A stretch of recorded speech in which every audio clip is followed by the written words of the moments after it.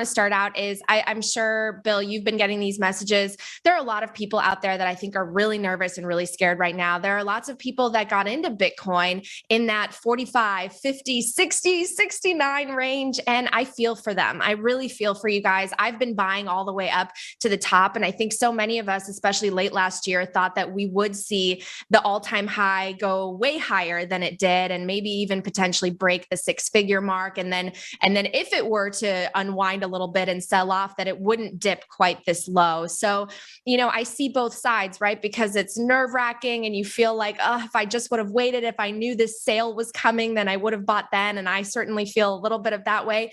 But at the same time, we have so much volatility in this macro environment that we've been talking about on this show that's really impacted the Bitcoin price. And this is truly a great accumulation opportunity. These prices, I'm sure none of us expected to see. And, it's probably more fearful and painful to buy when it's in the red. It doesn't feel as safe, but that's actually the safest time to buy. When it's in the green and it's at these all-time high levels, that's the place where, you could potentially be regretting your decisions later with any investment. So I urge people to just kind of zoom out. Like we always say, this is something where you buy it and you're not supposed to check the price every day. You don't purchase a house, you don't invest in real estate and then check the value of that price every single day. And I think the same goes for Bitcoin. I have to check the price every day because it's my job. But other people, if you're in other industries, I just say, zoom out. And if you can continue to dollar cost average, these have been better prices to get into, and it could be a really great opportunity when the price does go back up.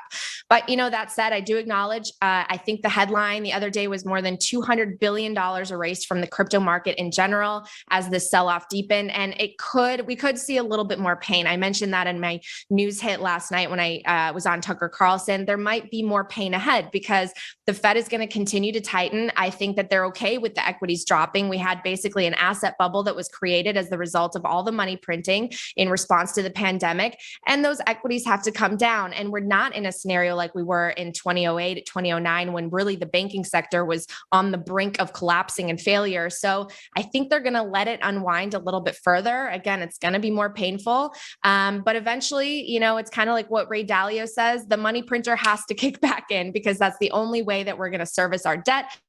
It's the only way really we function in this country at this point. We do have elections. So I think maybe the inflation numbers will come down and the Fed might pivot. Maybe around the summer, they'll claim victory on inflation and the money printer will go broke again. That's at least my personal opinion.